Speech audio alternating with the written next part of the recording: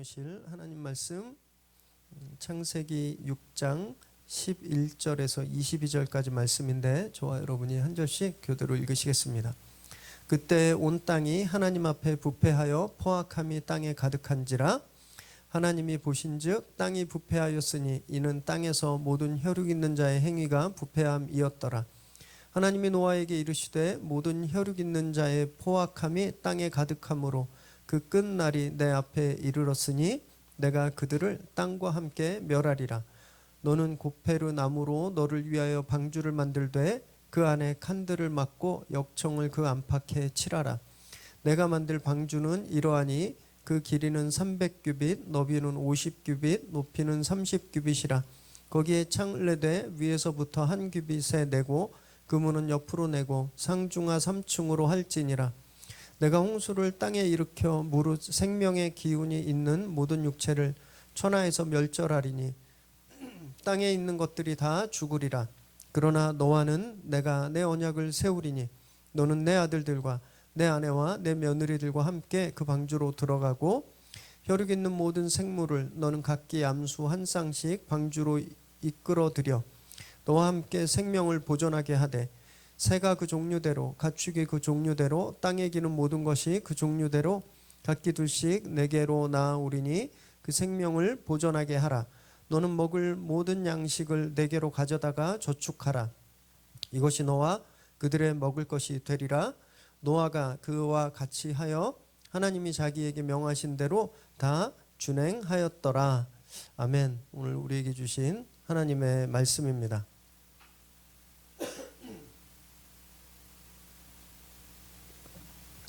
오늘은 3.1절이에요.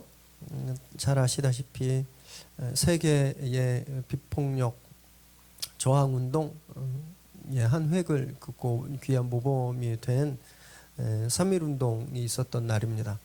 이때 교회와 한국의 교회와 또 기독교인들은요 주도적인 역할을 담당했습니다. 믿음은 그렇게 늘 시대의 양심을 이끌어왔고 또 이것이 한국교회의 귀한 전통이죠. 저는 지금도 이런 전통이 그 어느 때보다도 필요한 시기라고 생각합니다. 우리 믿는 자들이 또 교회가 사회적 책임에 능동적으로 나서야 될 때라고 생각하는데요. 저는 저희 교회가 비록 작지만 이 귀한 전통에 동참하고 있다 이렇게 생각합니다. 코로나19 사태로 인해서 지금 가정에서 예배 드리고 계시잖아요. 우리 두려워서가 아닙니다.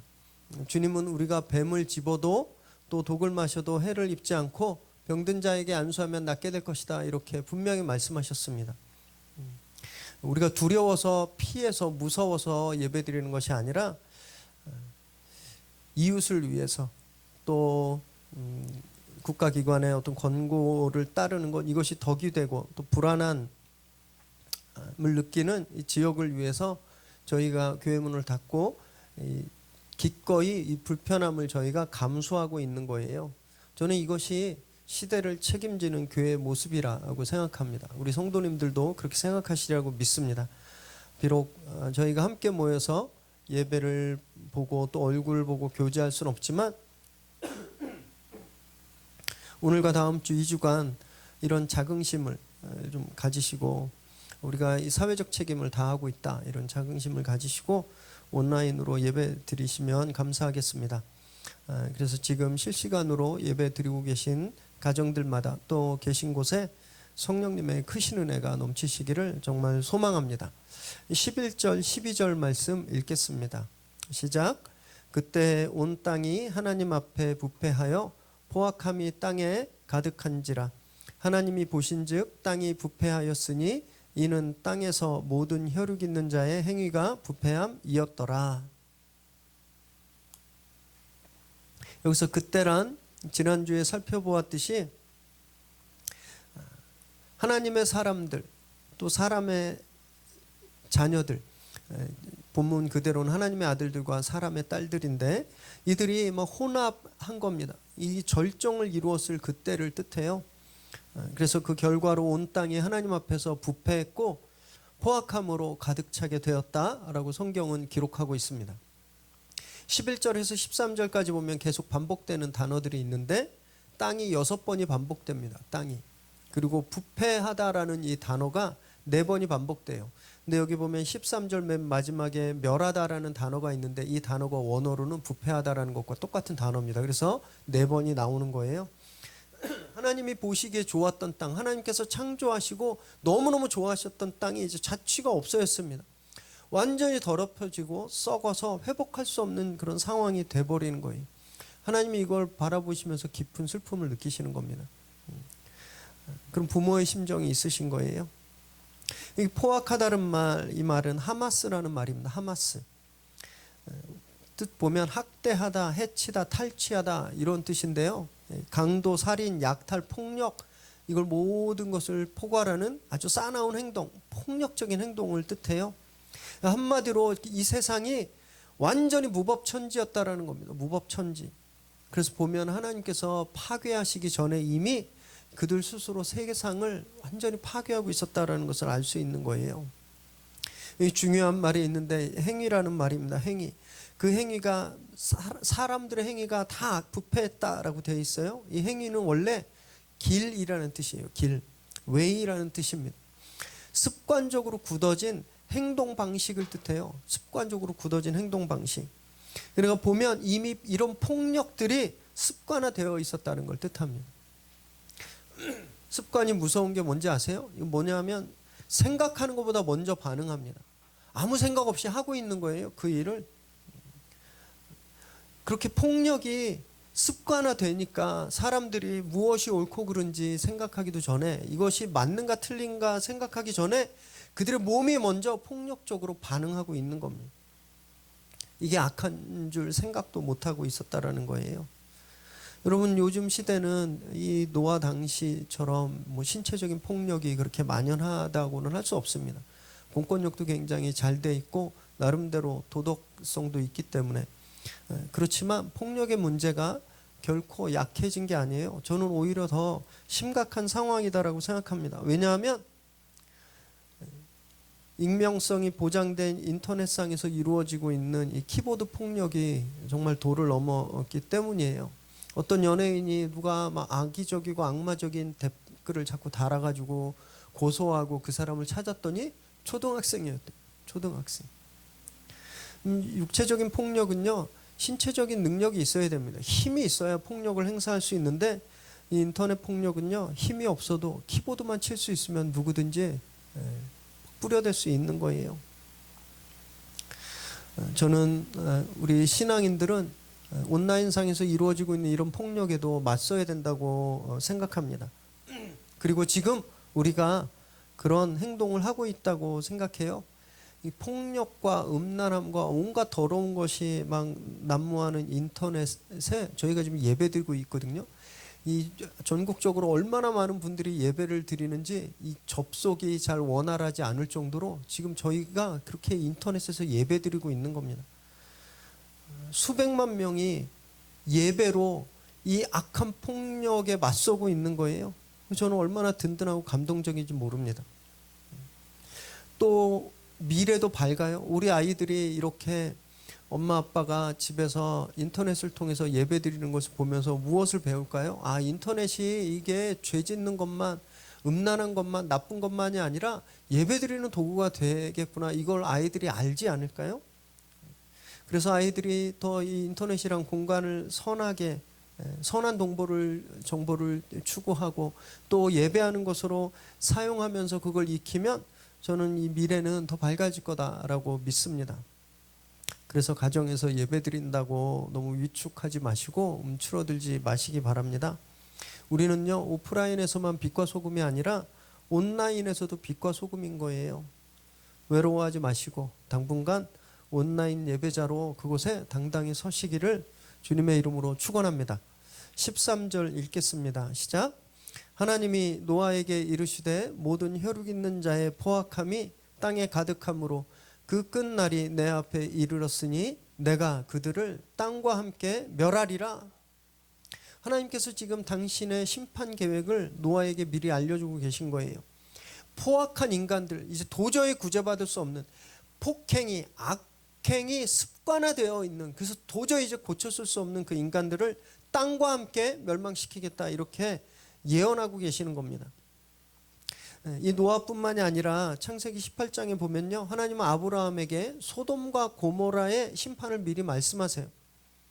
하나님은 이렇게 당신을 예배하는 신실한 의인들에게 당신의 계획을 미리 말씀해 주시기도 합니다. 그런데 그 이유는요, 두 가지입니다. 환난에서 그 의인을 구원하시기 위해서, 또 세상에 그런 하나님의 구원을 외치는 소리가 되게 하기 위해서 하나님이 미리 말씀하시는 겁니다. 예언은요, 자기 자신만을 위해서, 자기 자신의 성공과 자기 자신의 유익을 위해서 주시는 게 아니에요. 어디에 투자하면 대박 난다, 7, 8월에 물가 조심해라, 동쪽에서 오는 귀인을 만날 것이다, 이런 류의 예언은요, 하나님이 주시는 게 아닙니다. 왜냐하면 하나님이 행하고 계신 구원 계획과 전혀 상관없고, 또 하나님의 구원 계획을 드러낼 수 있는, 전할 수 있는 그런 예언이 아니기 때문에요, 이거는 그냥 무당의 점괘일 뿐입니다. 지금 사회적으로 완전히 융단 폭격당하고 있는 신천지 교주가 이만희인데, 이만희가 뭐라고 예언했냐면요, 14만 4천이 되면 과천이 성지가 된다, 그래서 흰옷 입고 다 하늘로 올라간다고 이야기했습니다. 그런데 지금 24만이 넘고 비공식 추계로는 31만이거든요.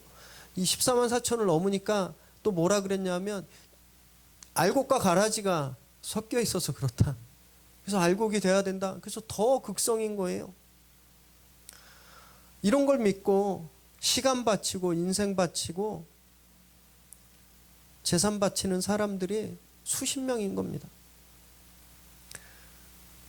이들이 지금 이렇게 한국 사회를 참담하게 만드는 악의 축이 된 이유는 이 거짓 예언 때문이에요. 거짓 예언. 그걸 믿었기 때문입니다. 저는 이 신천지가 이렇게 극성을 부리게 된 데에는 한국교회의 책임도 저는 있다라고 생각해요. 그동안 말씀에 기초하지 않은 잘못된 은사주의가 얼마나 많았는지 모릅니다. 또 바람직하지 않은 비윤리적인, 비상식적인 그런 성령 사역이 밑거름이 된 거예요. 그러니까 사람들이 거기에서 충족되지 못한 걸 더 신비로운, 말도 안 되는 것에 가서 대리만족을 얻고 있는 겁니다. 여러분, 이 시대는 정말 말씀에 든든히 서서 잘 분별해야 될 그런 시대인 겁니다. 혹시 기도 중에 하나님의 음성을 들었나? 이렇게 생각될 때가 있으시다면 여러분, 반드시 말씀으로 검증하셔야 됩니다. 내가 들은 음성이 하나님이 성경을 통해서 보여주고 계신 구원의 역사와 합당한 건지, 그 공식에 들어맞는지, 아니면 그걸 통해서 다른 사람들을 구원으로 인도해낼 수 있는 그런 도구가 되는지, 이걸 검증하셔야 돼요. 만약에 이것에 맞지 않다면 그냥 나만 잘 되고 나만 성공하는 그런 음성이었다면 그냥 꿈꿨나 보다 이러고 그냥 잊어버리셔야 되는 겁니다. 14절 읽습니다. 시작. 너는 고페르 나무로 너를 위하여 방주를 만들되 그 안에 칸들을 막고 역청을 그 안팎에 칠하라. 하나님은 노아에게 고페르 나무로 방주를 만들고 그 안에 칸을 나누고 역청으로 방수 처리하라, 이렇게 말씀하세요.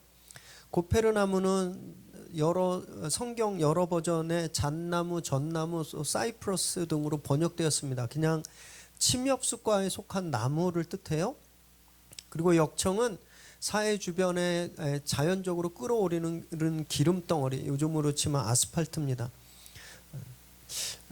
무엇으로 내가 홍수로 다 멸망시키겠다라고 말씀하기 전에 구원받을 장치부터 말씀하고 계시는 거예요. 이게 하나님의 은혜입니다. 구원의 도구부터 먼저 주고 계시는 거예요.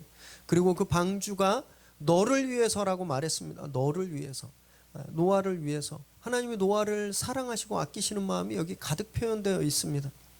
여기 방주라는 말은 히브리어로 테바입니다. 테바. 이 말은요, 성경에 단 두 곳에서만 사용되었어요. 이 노아의 스토리에서 쓰였고, 또 출애굽기 모세 이야기에서 딱 단 두 곳에서만 쓰였습니다. 출애굽기 2장 3절 말씀 읽습니다. 시작. 더 숨길 수 없게 되매 그를 위하여 갈대 상자를 가져다가 역청과 나무진을 칠하고 아기를 거기 담아 나일강가 갈대 사이에 두고. 여기에 나오는 갈대 상자, 아기 모세를 담을 갈대 상자, 이 갈대 상자가 테바예요. 테바. 노아의 방주, 그것과 똑같은 단어입니다. 크기는 뭐 어마어마하게 차이 나지만 똑같은 말이라는 거예요. 똑같은 단어. 노아의 방주로 하나님이 노아와 그 가족들을 구원하시고 새로운 인류의 역사를 쓰셨던 것처럼 하나님께서 모세의 갈대 상자를 통해서 애굽에서 종살이 하고 있는 이스라엘을 구원하시고 또 하나님 나라의 역사를 쓰시겠다라는 것, 이 두 스토리에 흐르는 맥입니다. 그래서 이 노아의 방주와 모세의 갈대 상자는요, 예수 그리스도를 예표해요. 그 노아의 방주 안에 들어가서 안전하게 구원받았듯이, 또 모세의 갈대 상자를 통해서 모세가 살아나고 이스라엘 백성들이 구원 얻었듯이 우리가 예수 그리스도라고 하는 테바, 예수 그리스도 안에 들어갈 때 우리가 구원받고 우리가 산다, 모든 인류가 산다, 이것을 예표하는 겁니다. 하나님은 노아를 위해서 그 테바를 지으라고 하셨던 것처럼 하나님은요, 우리 한 사람 한 사람을 그렇게 사랑하시는 거예요. 우리 한 사람 한 사람을 위해서 예수 그리스도라는 테바를 우리에게 준비해 주신 겁니다. 하나님이 우리를 그렇게 사랑하시고 보호해 주시는 분이시라는 것을 정말 굳게 믿으시기 바랍니다. 그래서 이 어려운 시기에 하나님께서 우리를 위해 갈대 상자, 이 테바를 준비해 주셨다, 이것을 믿고 힘내시기를 바랍니다. 15절 16절 읽습니다. 시작. 내가 만들 방주는 이러하니 그 길이는 300규빗, 너비는 50규빗, 높이는 30규빗이라.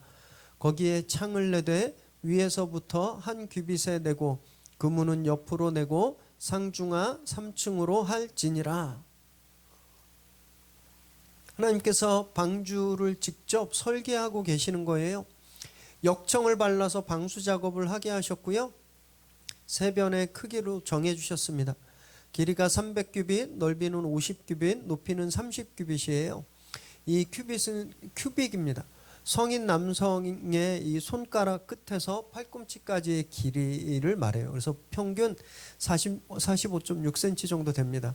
그래서 이걸 요즘 수치로 환산해 보니까 이 방주의 길이가 약 137m, 넓이는 23m, 높이는 14m 정도 되는 3층짜리 구조물이었던 거예요. 어떤 분들은 막 이걸 가지고 이 조합이 물 위에 가장 안전한 뭐 구조다 막 이렇게 하고 실험도 하고 그러는데 과학적으로 신빙성이 없습니다. 이 배는요, 가로 세로 높이의 비율이 안전해서 완전해서 안전했던 게 아니에요. 이 배가 세상에서 가장 안전할 수 있었던 이유는 하나님이 설계하셨기 때문입니다. 하나님이 수치를 다르게 하셨어도 그 배는 안전했을 거라는 거예요. 그래서 이 수치가 중요한 게 아닙니다. 여러분, 인생을요, 스스로 자기가 설계하는 분들이 참 많죠. 세상이 그렇게 하라고 강요합니다. 네 인생의 주인은 너야? 네가 계획을 세워야 돼. 주도적으로 해야 돼.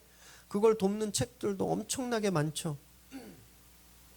그래서 우리는 은퇴 후에 노후를 위해서 무엇을 설계해야 되는지, 이 재무 설계부터 우리 아이들이 인서울대학교를 어떻게 가야 될지 그 설계까지 정말 알게 모르게 세상이 설계해 준 그 청사진 그대로 따라 인생을 살아가는 경우가 너무나 많다는 거예요.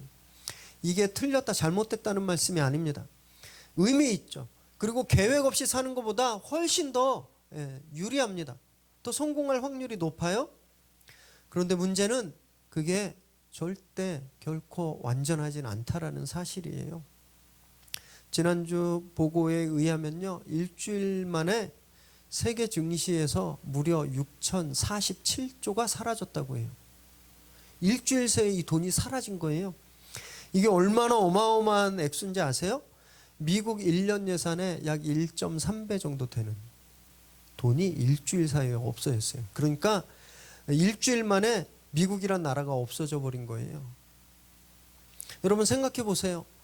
철학으로, 과학으로 고도로 발전된 기술 문명으로 설계된 세계였어요.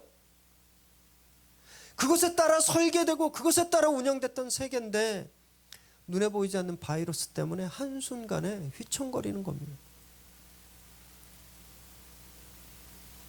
세상이 세운 설계는 완전할 수가 없는 거예요.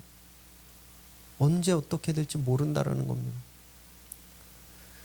사랑하는 여러분, 지금 여러분들이 열심히 보고 따라가고 있는 그 설계도, 그 블루프린트가 정말 안전하다고 장담하실 수 있으세요?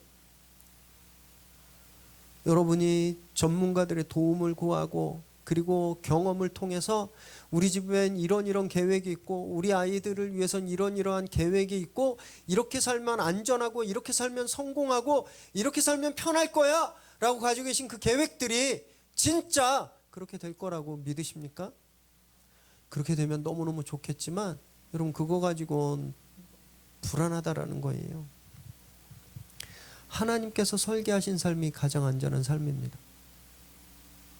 비록 하나님께서 주신 설계도가 이 세상의 설계도와 맞지 않더라도 하나님 주신 설계도가 옳다라는 거예요. 그럴 때 우리가 살 수 있는 겁니다. 그렇게 우리에게 주신 우리 삶의 설계도, 말씀, 그 말씀에 따라 사시기를 바랍니다. 이렇게 말씀이라는 블루프린트를 따라 사는 삶은요, 하나님께 핸들을 맡기는 삶을 뜻해요. 방주는 그 생김새가 배가 아니었습니다. 그냥 직사각형 모양의 상자였어요. 그냥 상자. 여기 자세히 보시면 모터도 없고요, 노도 없고 키도 없고 삿대 돛대 하나도 없어요. 추진력이나 제동장치가 없는 거예요. 방주는 항해하기 위해서 만들어진 배가 아니라 그냥 물 위에 떠있기 위해서 만들어진 배라는 겁니다. 무엇을 말씀하냐면요, 이 배를 움직이는 분, 이 배를 항해하게 하시는 분, 그분 하나님이시라는 거예요. 그냥 물 위에 떠 있기만 하면 하나님께서 운행하시겠다라고 말씀하신다라는 겁니다. 여러분, 그래서 신앙의 열심은요, 우리 믿음은요, 막 어디를 향해 가거나 무엇을 막 하려고 하는 그런 적극적이고 능동적인 태도가 아니에요. 그냥 물 위에 떠 있는 겁니다. 물 위에 떠 있는 것. 이 세상이라는 물에 가라앉지 않고 죄에 빠지지 않고 그냥 그 위에 거룩한 구별로 떠 있는 것, 여러분, 그것이 믿음에 달하는 겁니다. 우리가 그렇게 떠 있을 때 하나님께서 우리를 밀어가시는 거예요. 하나님이 우리를 운행해 가시는 겁니다. 18절 19절 읽습니다. 시작. 그러나 너와는 내가 내 언약을 세우리니 너는 내 아들들과 내 아내와 내 며느리들과 함께 그 방주로 들어가고 혈육 있는 모든 생물을 너는 각기 암수 한 쌍씩 방주로 끌어들여 너와 함께 생명을 보존하게 하되. 제가 지금 유튜브 화면을 못 봐서 그런데 아멘은 이렇게 채창에 아멘으로 올려주시기 바랍니다. 제가 끝나고 다 한번 볼 거예요. 네. 세상을 멸하시겠다고 하신 하나님께서 이제 노아와 언약을 세우시겠다고 또 말씀하세요. 근데 실제 이 언약이 체결된 건 홍수 후입니다. 그래서 9장에 나오는데 여기서는 하나님이 그렇게 하시겠다라고 미리 말씀하신 것으로 이해하시면 되세요. 이 언약이란 말은 베리트라는 말입니다. 베리트. 여기서 처음 사용되었어요. 원래 이 베리트는요, 일반적으로 국가 간에 또 왕과 신하 간에 체결되는 거였습니다. 그래서 그 언약을 지키면 보호와 축복이 주어지지만 그 언약을, 그 베리트를 깨면 저주와 보복이 주어진다, 이런 엄중한 계약이었어요. 하나님이 지금 노아를 이 베리트의 계약의 상대자로 세우신 겁니다. 하나님 계약의 상대자로 세우신 거예요. 그리고 노아와 맺은 그 언약은 노아하고만 효력을 나타내는 것이 아니라 가족들과 동문들까지 다 포함했습니다. 다 보존되는 거예요. 그래서 이 언약을 Covenant of Conservation, 보존의 언약이다, 이렇게 부릅니다. 이 언약으로 노아와 그 가족과 동물들이 다 보존되었다라는 것을 뜻하기 때문이에요. 여러분, 아담의 타락으로 온 인류가 피조물이 함께 저주를 받았습니다. 그런데 이제 노아의 순종으로, 노아의 계약으로 이제 인류는 방주로 구원함을 받고 그 생명이 유지되게 되는 것이죠. 그래서 이 사건은요, 예수 그리스도를 예표하는 겁니다. 예수 그리스도를 통해서 우리가 생명을 보존받았거든요. 로마서 5장 18절 읽습니다. 시작. 그런즉 한 범죄로 많은 사람이 정죄에 이른 것 같이 한 의로운 행위로 말미암아 많은 사람이 의롭다 하심을 받아 생명에 이르렀느니라. 여기에 많은은 many가 아니라 all 뜻합니다. 모든. 그래서 아담의 범죄로 모든 사람이 정죄의 죽음에 이르렀지만 예수 그리스도를 통해서 모든 사람이 생명에 이르렀다, 이렇게 말하고 있는 겁니다. 여러분, 우리가 그렇게 이 언약 안에, 예수 그리스도 십자가 언약 안에서 생명을 얻은 것임을 믿으시기 바랍니다.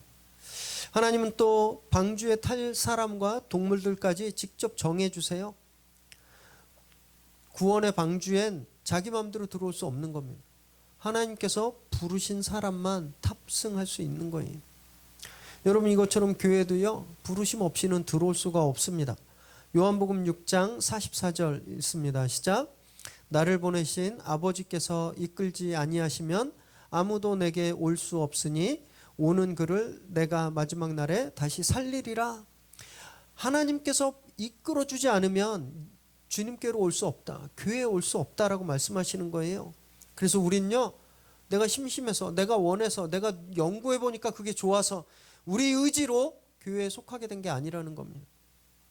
이유가 무엇이든지 간에, 동기가 어떤 것이었든지 간에 하나님의 부르심이 있었다라는 거예요. 여러분, 그래서 우리가 교회를 이룬 겁니다. 그래서 교회를 에클레시아, 세상에서 부름받은 사람들의 모임이라고 불리는 거예요. 여러분, 우리가 그렇게 하나님의 부르심으로 교회란 방주에 탑승한 그런 승선한 사람들임을 잊지 마시기 바랍니다. 그래서 우리가 타고 있는 교회를 소중히 여기고 사랑하고 아끼셔야 되는 거예요. 20절 읽습니다. 시작. 새가 그 종류대로, 가축이 그 종류대로, 땅에 기는 모든 것이 그 종류대로 각기 둘씩 네개로 나아오리니 그 생명을 보존하게 하라. 하나님께서 동물들을 정해주십니다. 암수 한 쌍씩. 이거 동그라미 치시고 기억하세요. 한 쌍씩 부르셨어요. 다음 주엔 다른 이야기가 나오기 때문에 제가 요걸 동그라미 치라고 말씀드리는 거예요. 암수 한 쌍씩, 새와 가축, 땅에 기는 모든 것들을 종류대로, 그 종류대로 다 둘씩 너에게 나오게 하겠다, 이렇게 말씀하십니다. 노아가 잡으러 다니는 거 아닙니다. 노아가 이렇게 곤충 채집 가지고 이렇게 잠자리 하듯이 막 가서 동물들을 사냥해서 오는 게 아니에요. 하나님이 이 동물들을 몰고 오겠다고 말씀하시는 거예요. 창조 때도 한번 그러셨잖아요. 에덴을 지으시고 노아, 아담에게 그 동물들을 이끌고 오셨죠. 하나님이 이끌고 오시는 겁니다. 그런데 여기서 물고기는 제외되죠. 그 이유는요, 사람의 죄 때문에 땅이 저주받고 심판당하는 거예요. 그래서 이 물고기들은 심판에서 제외되었다, 이렇게 생각하시면 됩니다. 여기까지는 좋은데 이 이야기가 요즘 과학적 사고로는 쉽게 받아들일 수가 없어요. 이 읽으면서 아무런 고민이 안 생기면 진짜 이상한 겁니다. 학교 다닐 때 과학 시간에 조셨거나 이 성경 말씀에 아무 관심이 없는 거일 수도 있어요. 여러분, 물고기는요, 생선은 두 가지로 나뉘는 거 아세요? 민물 생선과 바닷물 생선? 그거 아시죠? 물론 기수어도 있습니다.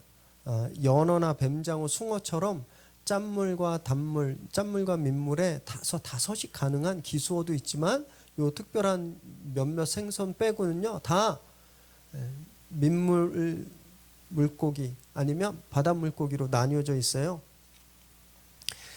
이 민물고기가 바닷물에 가서는 살 수가 없습니다. 삼투압 때문에 죽어요. 그리고 바다에 사는 생선도 민물에 갖다 놓으면 죽습니다. 처음 들으셨어요? 다 아시겠죠? 네. 여러분, 그러면 노아의 홍수 때 세상을 다 덮어버린 물은 바닷물일까요? 민물일까요?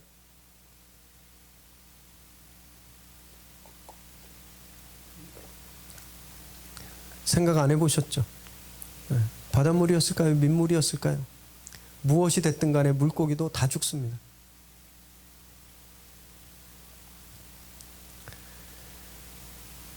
노아의 방주에 안 탔는데 그러면 우리가 보는 이 수많은 생선들은 어디서 생겨난 걸까요? 여러분, 성경을 문자적인 팩트다, 이게 문자적으로 사실이다, 이렇게 믿는 사람들은요, 여기서 큰 딜레마에 빠지는 거예요. 여기 쓰여진 게 맞다라고 하면 지금 우리가 살고 있는 과학의 정면으로 반대합니다. 반대되는 거예요. 과학 법칙이 위배되는 거예요. 지구가 평평하다라고 생각하는 사람들이랑 똑같은 그런 태도를 갖고 살아야 된다라는 겁니다. 아니면 과학이 옳다라고 하면 성경을 버려야 되나? 갈등이 안 생길 수가 없는 거죠. 여러분, 게다가 현재 지구상에 약 870만 종의 동물들이 있대요. 분명히 성경은 종류대로 불러왔다 그랬잖아요.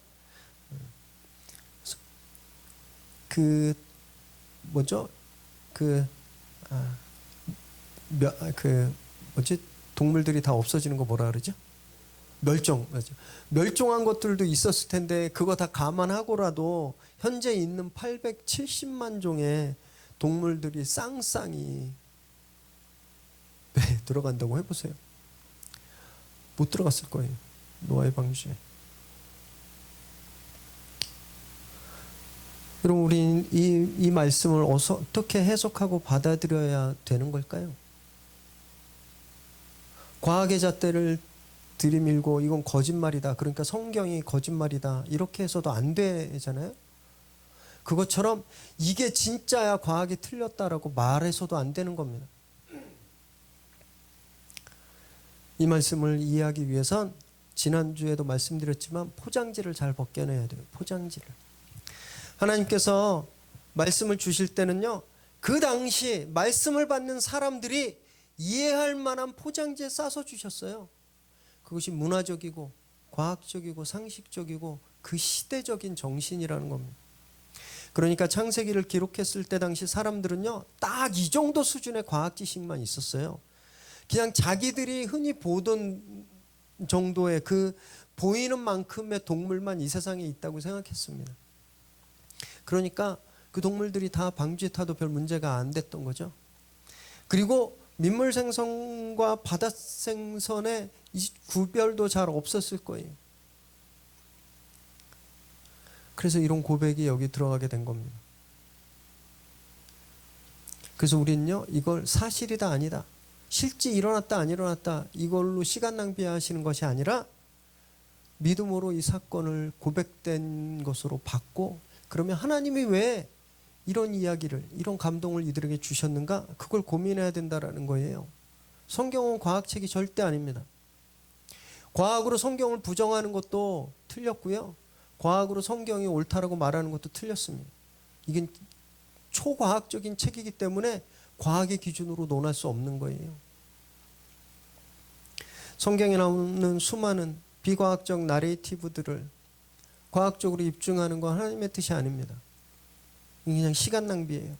하나님은 이 말씀을 통해서 우리가 이 말씀을 받고 이 말씀 속에 하나님의 구원 계획이 어떻게 나타나 있는지, 우리가 그걸 세상에 어떻게 증거해야 되는지 하나님 그걸 고민하길 원하시는 거예요. 괜히 막 터키의 산들을 막 뒤지고 없는 증거 찾고, 지난번에도 말씀드렸지만 막 탐사팀이 가서 노아의 방주 증거라고 막 나무 발견했는데 나중에 봤더니 미리 가서 그거 갖다 놓고 숨겨놓은, 이런 일들 할 이유가 없는 거예요. 이건 하나님의 이름을 오히려 떨어뜨리는 거예요. 이 부분에 대해서는 앞으로 몇 주간 더 말씀을 나누겠습니다. 21절 22절 읽습니다. 시작.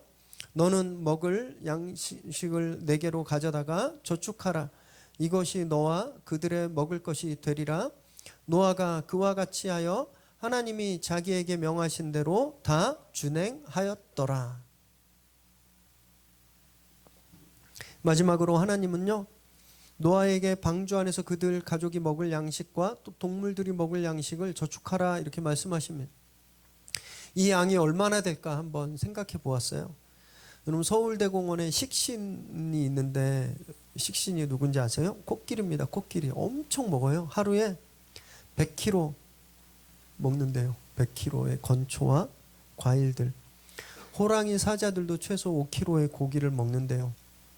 그래서 이걸 1년치 서울대공원에 있는 동물들이 3,600마리 정도 됐는데 이 3,600마리의 1년 식비가 20억이래요. 20억. 무지 먹는 거예요. 여러분, 노아는요, 아마 자기 가산 다 탕진했을 겁니다. 노아가 얼마나 부자일지 모르겠지만 수십만 쌍이 되는 그 동물들이 1년 이상 먹을 양식을 살려면 가진 걸 다 팔아야 됐을 거예요. 근데 여기 보면 그가 머뭇거리는 모습이 없어요. 그냥 즉시 준행하였다 22절에 되어 있잖아요. 고민 없이 했습니다. 아깝지 않았을까요? 자기 땅 팔고 집 팔고 있는 모든 거 다 팔아서 이런 양식을 사는데 머뭇거림도 없어요. 질문도 없고 의심도 없는 거예요. 그냥 그대로 순종했습니다. 하나님 말씀을 철저하게 믿었기 때문이에요. 이제 홍수가 오면 이런 거 다 필요 없다라고 믿었기 때문이에요. 그래서 전혀 아깝지가 않은 거예요.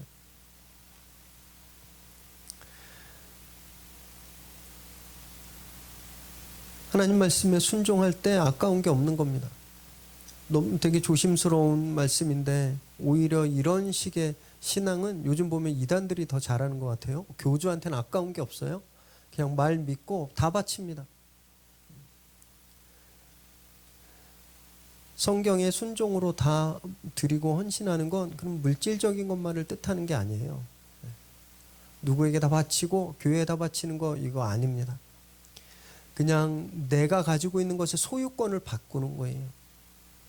하나님 여러분들에게 지금 당장 뭐 집문서 갖고 은행 계좌 해서 뭐 교회에다 헌금하고 이런 거 원하시지 않으십니다. 여러분들이 가지고 있는 그 재물, 그 재능, 그 시간 누구를 위해 쓰는가 그걸 보시는 겁니다.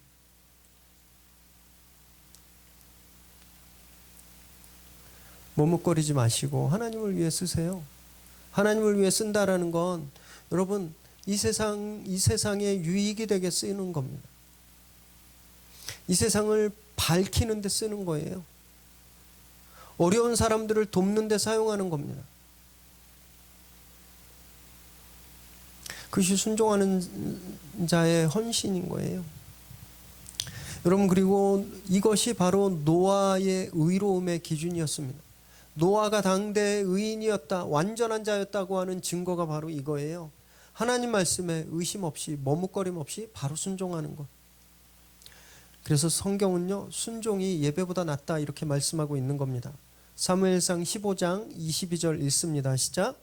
사무엘이 이르되 여호와께서 번제와 다른 제사를 그의 목소리를 청종하는 것을 좋아하심같이 좋아하시겠나이까? 순종이 제사보다 낫고 듣는 것이 순양의 기름보다 나으니. 순종이 예배보다 나은 겁니다. 왜냐하면 순종은요, 믿음의 바로미터기 때문에 그래요. 질문하는 것은 순종이 아닙니다. 질문한다라는 것은 이해가 안 됐다는 것을 뜻하거든요. 이해하고 하는 건 순종이 아니에요. 동의인 거지, 동의. 순종은요, 하나님 말씀에 무조건적으로 반사하는 겁니다. 조건에 따라서 반사하는 것이 아니라 무조건적으로.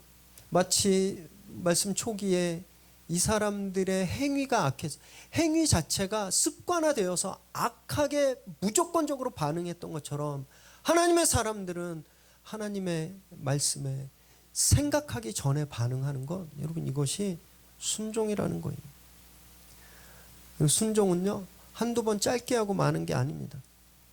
노아는 최소 80년 동안 배를 만들었습니다. 다음 주에 더 자세히 보겠지만 노아가 배를 만든 기간 120년이 아니에요. 한 80년 정도 최대 되는데 하루 이틀 순종한 게 아니라 그 80년이라는 시간을 계속 순종한 거예요. 언제까지? 하나님이 여기까지다 하실 때까지. 비가 내릴 때까지 순종했습니다. 그럼 이런 노아의 순종은 예수 그리스도의 모습을 또 우리에게 보여주고 있습니다. 예수님도 그렇게 순종하셨거든요. 끝까지 죽기까지 순종하셨다라는 거예요. 여러분 순종은 이런 거예요. 즉시 그리고 끝까지. 정말 우린 이런 순종을 하고 있는지 한번 돌아보시기 바랍니다. 처음 몇 번은 순종하는 것처럼 할 수 있어요. 근데 정말 우리가 끝까지 말씀을 지키고 순종할 수 있을까요? 작은 문제에도 불안해하고 세상의 소리에 막 마음 바꾸고 그러지 않으시나요? 여러분이 방주에는요 오직 하나님 말씀에 순종한 사람들만 들어갈 수 있었습니다. 순종으로 우리가 그 태바에 들어가는 거예요. 정말 어려운 시절 매일매일 말씀으로 힘없게 되시기를 바랍니다. 무엇보다 말씀에 순종함으로 우리 구원의 태바 되신 예수 그리스도 안에 거하시길 바랍니다. 그래서 성령께서 이끄시는 삶을 사는 저와 여러분 되시기를 주님의 이름으로 축원합니다. 함께 기도하겠습니다.